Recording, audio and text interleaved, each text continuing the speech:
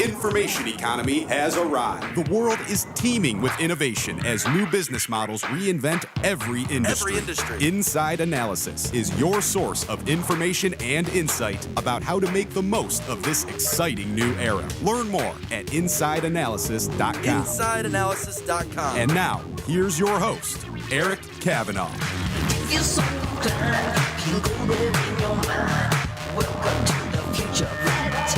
All right, ladies and gentlemen, welcome back. Welcome back once again to the only coast-to-coast radio show in the U.S. of A. that's all about the information economy. Yours truly, Eric Kavanaugh here.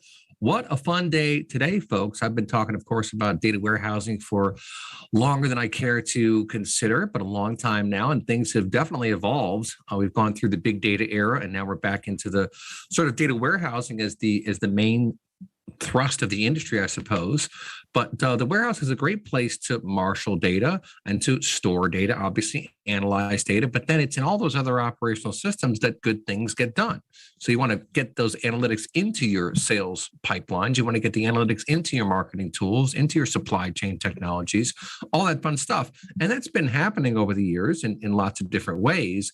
But there's a whole new space that's sort of evolving now that some people are calling reverse ETL that kind of surprised me about 6 or 9 months ago when I first started hearing about it. But I looked into it, and it's not really reverse ETL, but the point is they're sending the data back in the other direction. So if you think about data warehousing and where it came from, we realized 25, 30 years ago, 40 years ago, really, if you go all the way back, that you really couldn't query these operational systems like the big ERPs from SAP or PeopleSoft or whatever. They weren't really designed for analysis of their data.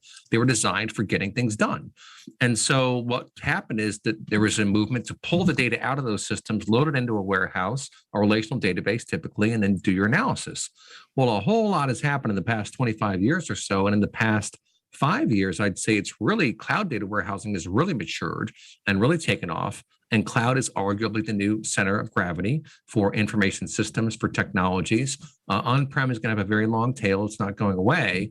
But certainly all eyes are on the cloud for the future and how to leverage the cloud and how to leverage all the data that we have. And think about the number of different systems you can pull data from these days. It's in the thousands.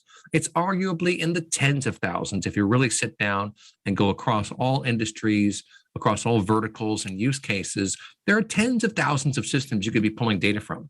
Now, not every company is doing that. No company is pulling from that many systems. But the point is you have all these different sources for information, for important information. A lot of it is on the web, right? Think about Salesforce, think about Marketo, think about HubSpot, think about these other thousands of applications. Lots of important data lives in these systems. And if you can hydrate those systems with analysis from your warehouse, now you're getting somewhere. Now you can act on insights instead of acting on gut instinct. And our guests today are going to talk all about that. We're very happy to have Boris Jabes from Census, is a relatively new company since 2018. And one of his customers, Saadat Qadri, will be here a little bit as well. So let's start with Boris. Tell us a bit about Census, where the idea came from, and how you folks are helping fuel the information economy. Eric, it's a pleasure to be here. That's a really, really good description you gave, honestly. To tell the story of how it all started, we started the company in 2018, and my team and I worked at companies that we nowadays call product-led software companies, which is really just software companies in my opinion. But this idea that, we had products that were self-service, that anyone could sign up for a trial. Anyone could even swipe a credit card and start paying for it on a base tier. And we would work with sales and marketing teams, especially in the beginning, to potentially nurture those users, potentially find which ones should be upsold to enterprise, so on and so forth. And over, whether it was at the company I was at before or at our friends' companies, it looked like there was a significant disconnect between especially the sales team, but a lot of these teams and what was known on the product and analytics side. And we thought about why that is. Like, why is it not just one version of the truth about what users are doing? Why is that not available to everyone, right? And we found that it's because, as you said, there's a lot of systems out there and they're by default disconnected. And the cloud data warehouse was emerging at the time. It was still kind of in its, let's call it, the technology was mature, but the deployment was still in its infancy. But we thought it was a really good place to kind of centralize all your analytics and specifically join all the interesting data about your users in one place. And all that was lacking was to operationalize it, right? Was to put it into the hands of a sales team trying to take care of an opportunity, or of a marketing team trying to send a personalized email, or a support team trying to determine what the SLA for a ticket should be. And so that's what we went to build, right? So Census was designed to connect to cloud data warehouses and allow data analysts, professionals, ops people to query the data as they wish and take the results of that, and kind of without any programming skill required, to have data pipelines underneath that just push that data, syndicate that data out into products like Salesforce, products like Marketo, so that people can kind of do their job. And we started this in 2018, and our first couple of customers were, of course, these kinds of product-led companies themselves, right? So very high-scale software companies. But today we serve 300 plus companies, and it's really just been amazing to watch not just the rise of the cloud data warehouse as a platform, but the rise, I think, of the modern data team that knows how to leverage these resources to drive much, much more value within their company. And that's been actually the most fun part of working on this for the last few years. That's really interesting. What an excellent point to close on there, because like I said, I've been in this business for a while, and 20 years ago, we talked about BI for the masses, right? Business intelligence for the rest of the company. Right. And 20 years ago, it was really just the senior most folks in the company, the analysts, the professional analysts. And that was still the case, 5 years later. It was a little bit less the case 5 years after that. And now all of a sudden, it's like the Cambrian explosion. I mean, people everywhere are using analytics, and it's in part because of the innovations of folks like yourself, but it's a whole overall industry maturation that I see of really coming to terms with data and being able to use data at scales that were simply not reasonable 10 and 20 years ago, right? Yeah, I think it's easy to forget that 10 years ago, not even 20, right? 10 years ago, to really deploy and manage what you and I would call big data required huge initial investments. First, you needed the warehouse. You needed to build the system to pull the data in. You need to manage those systems. They were not turnkey, right? Right. So they required engineers to monitor them, build them, et cetera. And in just the last decade, we've had cloud data warehouses that are effectively trivially easy to deploy, right? I think it doesn't take a PhD. Almost anyone, if you just wanted to set up an instance of Google BigQuery or Snowflake, you could probably get an instance up and running with something in it in 10 minutes, which is mind-boggling when you think about a data warehouse used to be a data center, right? Right. So we've had that change. Second, getting data into a warehouse for analysis, because an empty warehouse is useless, has also become dramatically easier, right? With a series of tools, products like Fivetran, Stitch, where again, in about an hour with no programming skills, no engineering skills, you can get some data in, and those products have become reliable. So it's not just, hey, I get some data in and then I have to worry that it's going to go wrong next week. These are very reliable pipelines. And so now you have all the data in a system that you could deploy with no help, and that system can scale up as you need, right? And then my favorite feature of these cloud data warehouses that really is, I think, the linchpin that makes products like ours possible is they have what you call separated workloads. So that means two analysts can do analyses on using two different computers on the same data, right? So a product like Snowflake, you can scale compute separately from scaling the storage, which sounds simple, but is actually a major innovation in the history of, kind of, let's call it warehousing.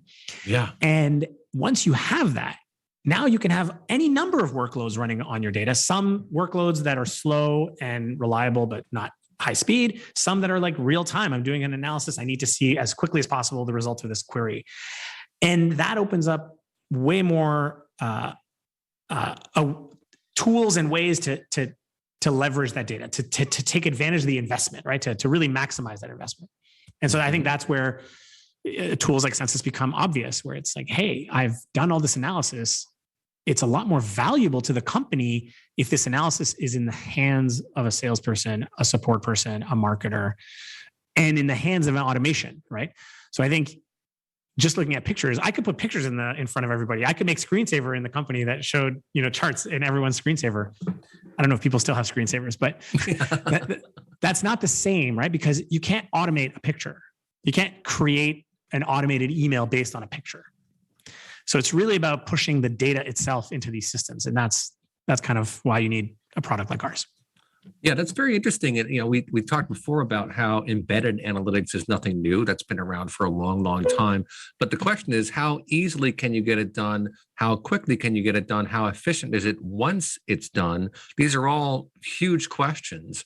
And what I think is very cool about your approach here is that, again, you are closing the loop, as we said even 20 years ago, by delivering the analysis into the production systems that people are using every day. So now your salespeople can see customer scores, your marketing people can see how well things are working at a significant scale.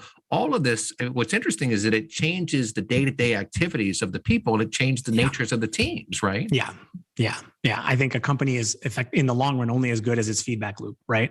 Yeah. And since it's in the news these days, you think of Elon Musk and SpaceX, and you have to blow up rockets to learn how to make the rocket that works. Like, it sounds insane, but you do, right? Right.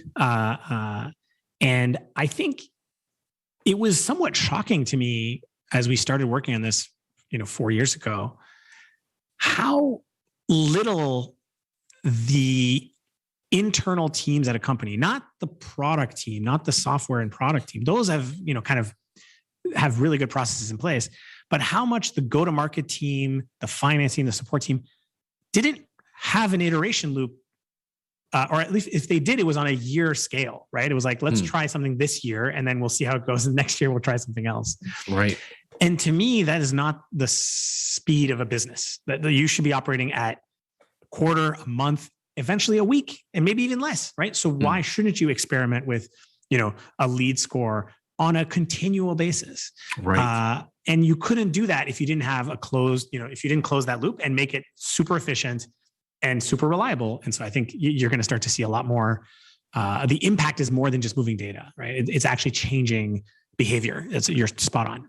And that's exactly what we want to happen. So it's a good segue to bring in Saadat Qadri from Karbon. Saadat, you've been hearing us talk about how data can hydrate systems and help you make better decisions. And that's the key, is you need to change the behavior day in and day out of what folks are doing. And the more aware you are in your company of what's really happening, and that's what data tells you from systems, machine data, for example. Now, you do have to learn how to filter it. I'm a marketing guy, and I know that probably a third of the marketing data that I see in my systems is nonsense. It's bots, it's virus protection software, whatever the case may be. So you do have to know how to attenuate, I suppose, or how to work around all that fun stuff. But nonetheless, it's extremely valuable information. But tell us a bit about, Saadat, how you're using Census in your company, which focuses on accounting, right?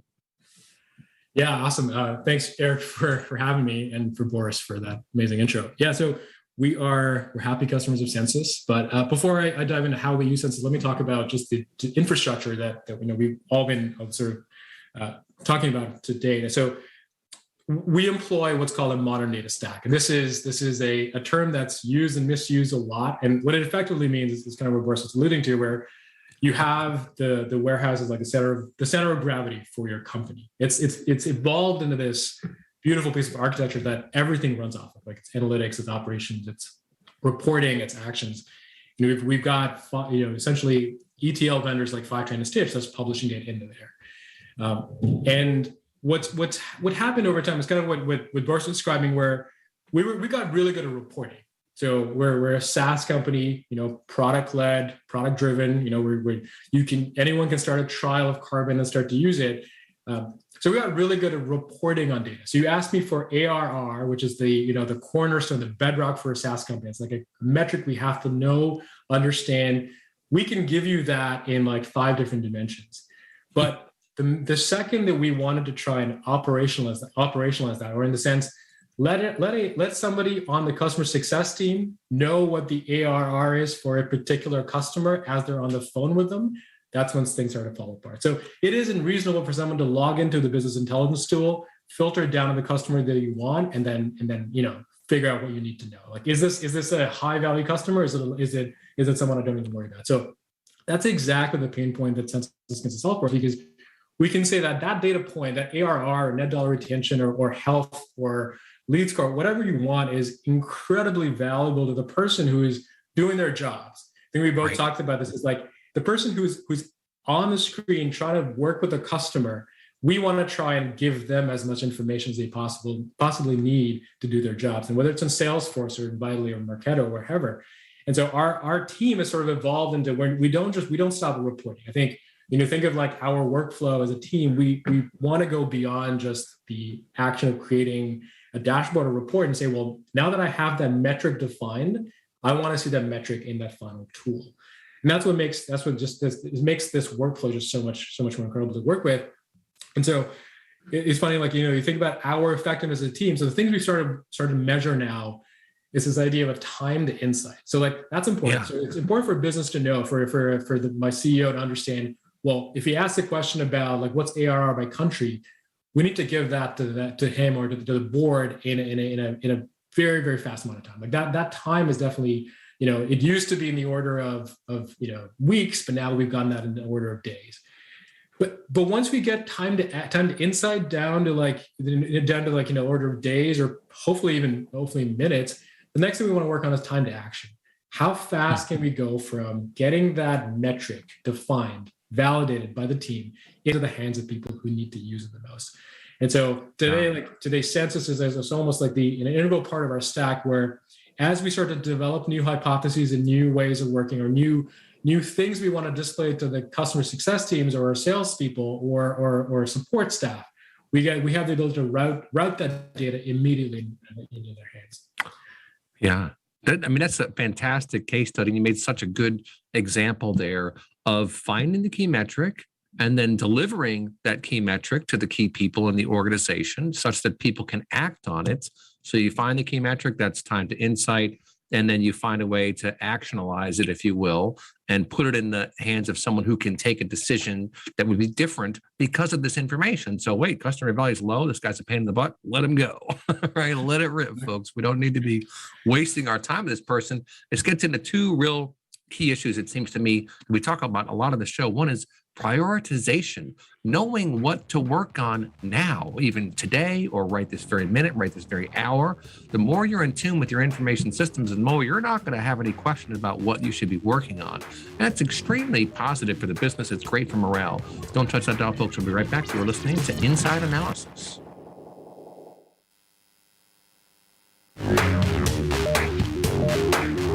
Welcome back to Inside Analysis. Here's your host, Eric Kavanaugh. Take us to the future. All right, folks, take us to the future indeed, in the future where we all have analytical insights to help us make key decisions all day long in our jobs. That's what you want. You want to arm your frontline workers.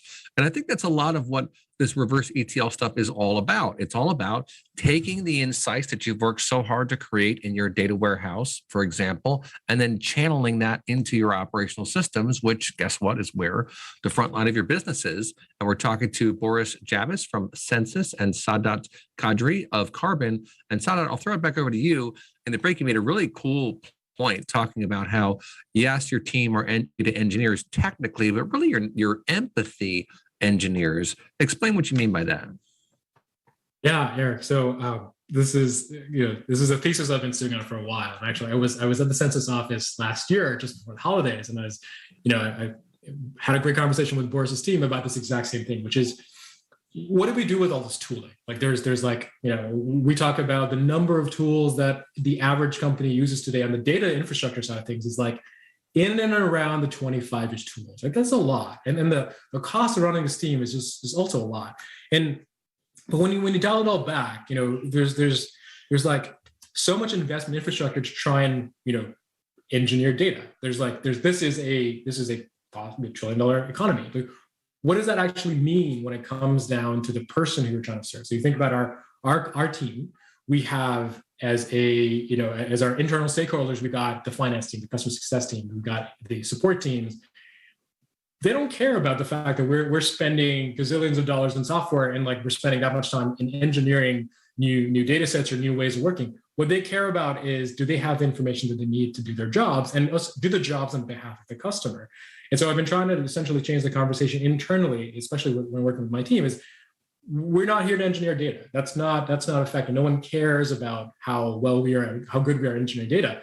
But what they care about is whether or not we're able to bridge that gap between the customer and the person who's on the phone with the customer. So the catchphrase that we've been trying to promote internally is, we engineer empathy. We don't engineer data. That the data point is almost pointless. Yeah. That's cool. I mean, I love that you have that sort of focus, because what you've done by just taking the simple approach and articulating the vision is you've really helped the employees. I mean, it's helped me just listening to you understand the purpose of their job, right? There's your job, which you have to get done, but there's a purpose to the job.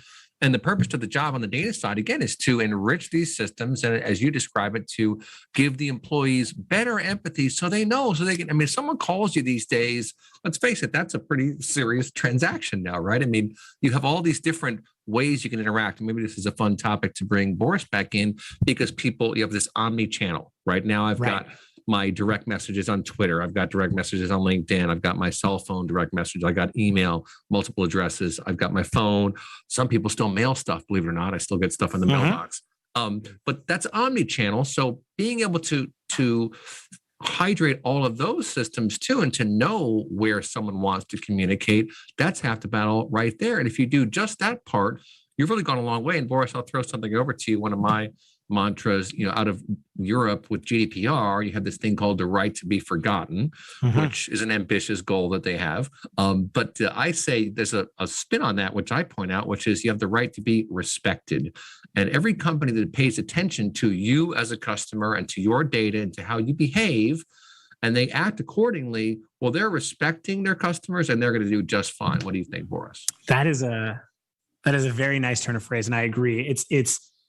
I was going to say something along that, which is data. What Saadat is talking about, empathy, is such a beautiful word for it. But really, we're all in the business of customer experience, right? From Amazon to all of us. Like, at some point, the role of a business is to serve its customers.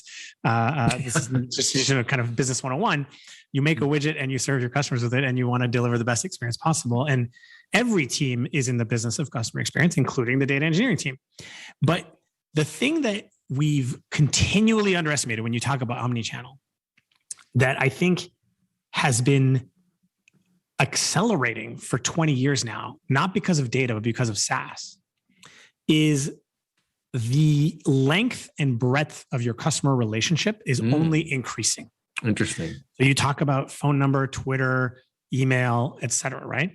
There's also like how you get advertised to on these platforms. There's how you get retargeted, whether you're an existing user or not, right? There's events that you go to, right? Like the way the customer journey, right, is longer and longer, and it spans more and more channels. It's not reducing. That's a given. Like that's for sure not happening. It's not reducing. Right. and so you're right. You if you want to provide a great customer experience, which involves at a minimum respecting your customer. Right. I think of that as like I like the way you frame it, because like who would disagree with that, right? Right. Respect seems like a minimum, but delight, I think, is the goal.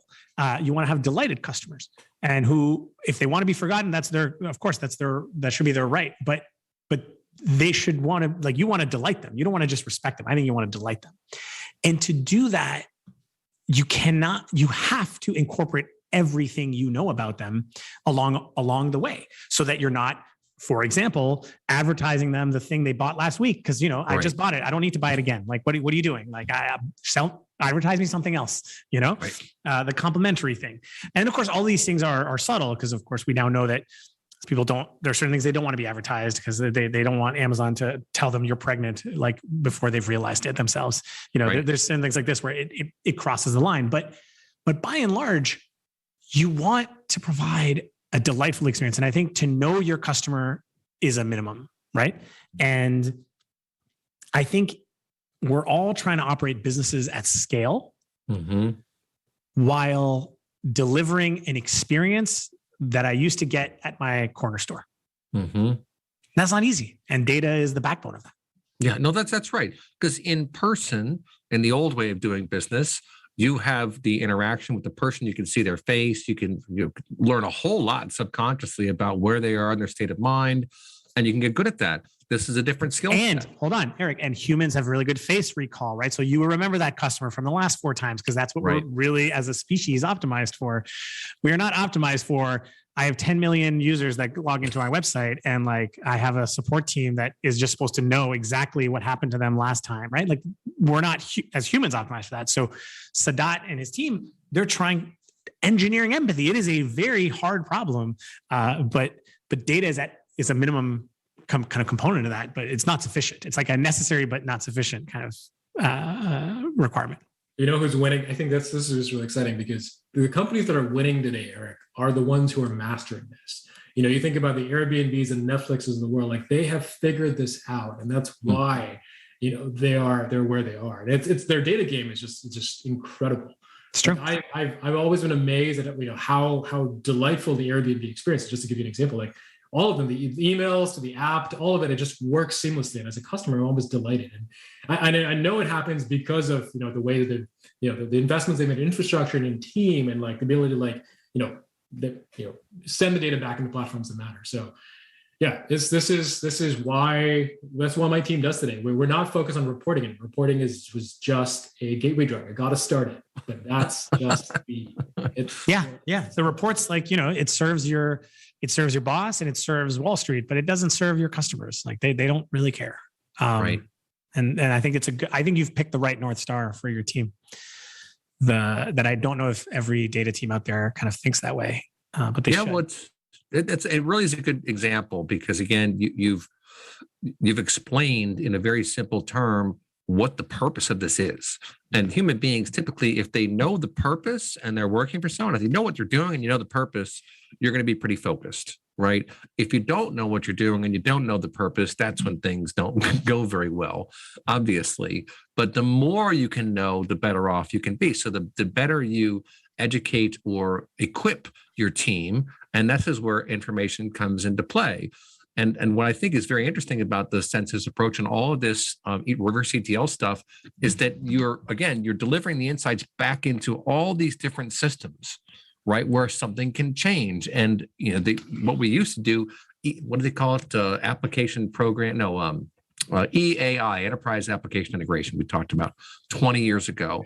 It was happening, but it was very point to point, and it was very correct. Brittle, right? Correct. So you would use these like message queues and things like that, and they work. But getting it set up is not the easiest thing. If it breaks, you're probably in trouble. For example, and now we've learned a lot of lessons over the years. I guess we've learned a lot of lessons. I think that you I love that you. I mean, of course, you said this a few times earlier too. Like, there's nothing new under the sun, right? Like right. Ideas, genuinely original ideas are rare. And so we've been integrating data in the world of IT and systems for decades. But I think you nailed what was insufficient about the approaches that came before us, which is they were point to point. When what Saadat mentioned in their architecture, it's not just that the warehouse is such an easy tool to deploy, it's that it has really limitless storage and compute so that it can be the center of your company, the brain. And to me, data integration, or what did you call it? Enterprise application integration. Yeah. Amazing, EAI. amazing. EAI. I didn't know that acronym. That's very exciting back then. The point to point is a reasonable choice when you don't have a hub to build it around. Right. And all you have is points to connect. But to me, the way data should be integrated, and I'll turn on my, my really technical nerd hat here, but it should be exactly the way data works on your computer, not in the cloud. On your computer, you have a file system, and applications just read files in the file system, right? They don't implement independent file systems. You don't have to like connect the files from Word to Excel to Photoshop, right? They just read the files on your machine. And the warehouse gives us the ability to construct an architecture that is like effectively a centralized and federated data model. But it is enterprise application integration. It is that. It is integrating data across your applications, but just doing it in a way that dramatically increases the confidence you have in that data, because it's going through a hub that someone like Saadat can ensure. You can put controls around it. You can put, all this kind of work into, and then that's where you can, in a single point, improve it, right? If you've decided we've learned something in the feedback loop, right, that, the way we were scoring was wrong, you change it in one place. What a good point. It federates, right? That's opposed to, well, how does it get into that system? I don't know. Well, it comes in through this other system. It's like, how does it get there? Well, we got to trigger this thing again. It's like, no, just change it once. And tools like ours will federate the data. Well, it's great because we've you're hitting on a really, really key point, which is you want to be able to change things quickly and then have that change populate. You don't want to have to take the whole system down to change something, which is how it used to be a lot of times. Oh, I got to take that system down and let's everyone go home for a couple of days and we'll try to sort this out, right? No, that's not going to work. Well, now we have these data pipelines and we have visibility into all this stuff too. This term observability is getting real hot these days. Because guess what? We figured out how to get signal from all these different systems. And hey, this pipeline is broken because the weather data isn't coming through like it was supposed to, right? So you get alerts on these things. But the point you made about where to make a change, that's a huge deal. And by embracing this kind of architecture, you're allowing any number of different people along that chain step in and fix something without, again, taking down the whole machine. Yeah, and I think you bring a beautiful old perspective to this, right? Which is like, we used to shut down systems, and you only had two choices. You either shut down the system and like got it up and running with new data, or you have inconsistent data, right? You are stuck between these two extremes, and like we're really trying to espouse this model that, because you can observe what our systems are doing, and again, the human brain can fathom. If Saadat sat down and walked you through, because he did it for our team once, he's like, here's the architecture at Karbon, right? Here's the circles and the edges. It is something that you can wrap your mind around. It is not so complex that you can't know where to make a change. Right. It's actually pretty clear where you say, okay, well, you fix it here and then you monitor these and you're good to go. And that's kind of what you're trying to do. And the exact opposite is true for the point-to-point world, because we tried this. It's funny how, before we discovered Census, we were doing point-to-point connections for everything. Like we would, it would ping the Salesforce newly created, and that would trigger a job in the Marketo. And it is next to impossible to trace that back. It's brutal. Things break all the time. One thing that I wanted to just add to this discussion is this. I've been playing with this thought in my head as well, which is the idea of we're sort of emerging onto this thing. It's kind of like the Lambda architecture. It's like you need some form of point-to-point connection. You need something to trigger that initial lead creation in Salesforce. But where Reverse ETL comes in is that it does the hydration, it does the enrichment, it does all of the hard work to get real quality data back into those systems. And so it's not like I think we can exclude it and say everything's going to run on Reverse ETL today. I think that's like the dream. I know, Boris, like you probably want to get there.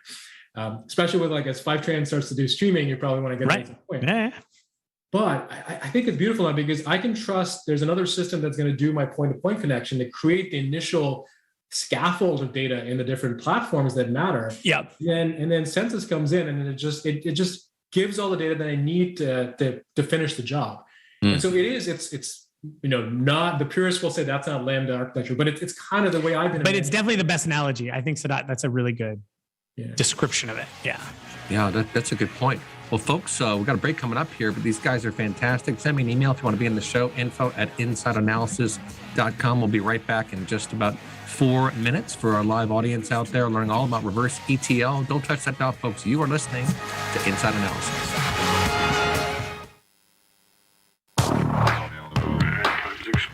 Welcome back to Inside Analysis. Here's your host, Eric Kavanaugh. All right, folks, back here on Inside Analysis, talking to a couple of experts in the Reverse ETL space. I think we may come up with a new, better name for that at some point, but it gets the point across to all the people who have been in the industry for sure. But it's really fun stuff. We're talking to Boris Jabes of Census and also Saadat Qadri of Karbon. And we're talking about how we can hydrate all these different systems. So you have all sorts of news sources today, like Marketo, HubSpot, all these things online that are catching clickstream analysis and all the history, my goodness, all the history of all the different customers that are out there. If you can leverage that stuff in these different domains, you're really getting somewhere. But the problem has been a lot of times that the analysis sits in someone's head, and that person is not the one who's on the phone with the customer right now. So that analysis is not doing your customer a whole heck of a lot of good if your customer support person doesn't have that information as well. And what you really want to do is grease the tracks wherever and whenever possible. I'll throw it over to Boris to comment on. And that requires efficiency. It requires the right architecture.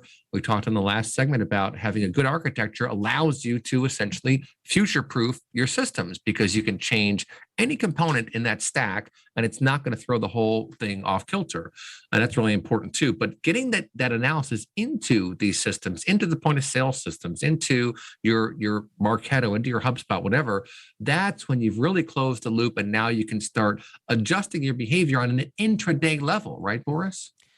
Yeah, I think of my entire kind of career as trying to help people get more autonomy and more leverage as individuals, right? I'm a tool maker, so like that's what tools are. And in this architecture that we're describing, there's people on the data team or in the operations teams like Saadat, who they are trying to, take these analyses and expand the addressable market of those analyses. So in other words, send it to every part of the company as opposed to whoever will show up to the meeting so I can show them my analysis, right? And that's super empowering, right? That's a kind of leverage. And it's supposed to calling an engineer to say, hey, can you help me get this out there, right? But the individual receiving the data is also being empowered, right? And you want the support person on the phone or over instant messaging to just have the right information at their fingertips. And so by giving them data that they trust, right? And trust is key here, they can do their job even better. And you have to give them, you have to put data in their fingertips. You have to make it actionable. You have to give them the autonomy as a leader to take the actions, right? As a human, right? Like you can't say you only get this script, obviously. But that to me is the joy I get from building software. It's both of these people in the company are more empowered because of like the existence of a product like ours, both in terms of do more analysis because it'll have more consumers of it, and the consumers get more data they trust. And this architecture is just better for that. Yeah, no, that's right. And trust really is the cornerstone of all this. I mean, I try to point this out in various contexts, but Saadat, I'll throw it over to you. Trust, of course, takes time to earn, takes very little time to lose, takes a long time to get back if you have lost it. But I don't think many people realize just how crucial trust is in everyday transactions. When you go online and buy something, you're demonstrating your trust. When I give you money in return for a product or service, I'm demonstrating my trust in you. And there's a whole lot of trust that is just out there. And once that starts to erode, you've got some pretty significant challenges in your hand. And part of the problem is that people may not want to speak up to say that they don't trust the data, right? I mean, that's a cultural issue, is to really foster a culture of honesty and clarity where people can feel okay saying, hey, I don't think this data is right, and not worry about getting yelled at or, getting demoted or something like that. So there are cultural aspects of this too, right, Saadat? Yeah, Eric, it's funny. So my background's consulting. So before the role of Karbon, we did a bunch of consulting for a lot of B2B SaaS companies, mostly in that, the post-Series B range where things are moving fast. A lot is happening at the company, like there's pressure from the board, pressure from investors. And what ends up happening in that scenario is that if something goes wrong with data, and the reaction from either the C-suite or the board isn't what you expect, it really starts to have a demoralizing effect on the team. And so I see the healthiest cultures are the ones where it's okay to have mistakes in data. It's absolutely, it's not just okay, it's accepted that yes, this is a hard thing to master. We're going to mess this up a lot. But having even a CEO say, well, that's fine. So we reported the numbers wrong this time. Let's figure out why. Let's make sure it never happens again. And I think to me, like that's how you actually not just improve the confidence of the data team, but help build that trust of essentially that cycle of like trying to produce results, knowing that the people will back you when things go wrong, and then having the confidence to go fix the result, fix the issues, and come back to it. So to me, like that's how when we talk about like my current team, it's a relatively new team. We've been forming it for the last 4 months. Everyone's coming from different perspective, different backgrounds coming in. We know for a fact that we're going to make a lot of mistakes now, which means that when I put a number out, when I put a new report out and it's wrong, it's going to start eroding trust fast. But I think as the leader of the team right now, what I have to ensure is that it's okay to make that mistake. It's okay to have sort of incorrect results out, as long as we can pull that report back, issue a correction, and then get that back and enhance people. I think what most businesses, most reasonable CEOs, most reasonable C-suite executives are pretty okay with that, as long as we can figure out how to fix the issue and come back to them with an explanation. And so that is how trust gets built today. It's not just taking months to produce a report. Like that erodes trust more than anything else. It's the data team's ability to get something out to people, to stakeholders, to show some value of their time, and then saying, well, it's not perfect, but we're going to try and make that better. And so that cycle of like giving something back to the customer is what I'm trying to engender, and I think that's going to help build trust over time. Yeah, that's a great point. Boris, Saadat, I mean, it's such a. It to me just emphasizes the power of reducing your iteration time is incalculable, right? Because the longer, if it takes you 3 months to build a report, then you can't screw up. Screwing it up will make you lose all trust, because it means, like, let's take the Wall Street version of this, right? Not even small company. It's like, oh, well, you got the report wrong. Like the SEC is going to come after us, right? So the longer, but if you could fix it in like 12 minutes, right? The SEC is not going to like shoot you. I mean, except for if you do it like in the moment, in like with the markets being closed. But that's why people that's why they do it after market close, right? So you've got time to fix it. But if you can reduce your iteration time, you are more free to make mistakes. And it's true. Like Saadat is 100% correct that you cannot have progress without failure. That's just not, as humans, we haven't figured that out, right? Like, and some of the things where we have, like, software progresses much faster than cars, right? Because we don't tolerate failure in cars as much as we do in software. Like, yay for us, right? So we're very lucky in software. We get to fail a lot. Right. It's fun. But I do think, like, I mean, as you see more regulatory frameworks come in on software, you will see software innovation slow down. I mean, that's just a normal part of life.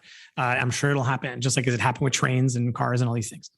But I think he is right. You should not aim for zero mistakes. You should aim for a culture of improvement, continuous improvement, and have the time to improvement, be shorter and shorter and shorter. And we're going to do our job as a product, right, to help you. So I'll give you an example. And Saadat knows all these things, but when you use a product like Census, right, we're here to reduce your iteration time. So you'll hit a button, or you'll change your data model, you'll change your scores, and it'll sync, right? It'll happen. And our whole point is to go very fast. But we also want to give you the guardrails. We want to protect you if possible. So you can create the right tests, or you can simulate a sync, or you can test a single entry of it just to make sure it doesn't break the world, right? Right. And software teams do this all the time, right? Like Facebook deploys like 32 times a day or whatever it is, 30 times an hour. I don't know what it is, a lot. Any of those can break, but they're okay with that because they can undo, right? They can rectify the problem. And so a lot of sense saying, like, well, look, if you make a mistake, that's fine. Just fix it and it'll resync the changes. And we do deltas on the change. So we'll make sure it's as quickly as possible getting fully rectified. Yeah, and that's a wonderful closing point for our live show here today, folks. Iteration speed is crucial for success these days. And what's interesting here, and this kind of gets into the opportunity cost conversation, is that when people feel the security, when people feel like they can take those chances, they will take more chances. And yes, they may fail more often, but they'll also more likely find the right solution that your business needs, right? So, and let's face it, you learn from mistakes, right? I mean, we learn when we do something good, we're like, yes, we did it right. I got a 3-point basket at the end of the game. I won the game. That's all great stuff. But you learn more from mistakes, and maybe because you feel bad about it, you're like, oh man, I missed that block, or I missed this, or I missed that. We lost the game, etc. It's good to admit these things to yourself, but not get all upset about it. Just understand this is part of the process. It's part of learning. So folks, podcast bonus segment coming up next here. Email me, info@insideanalysis.com. We'll be right back.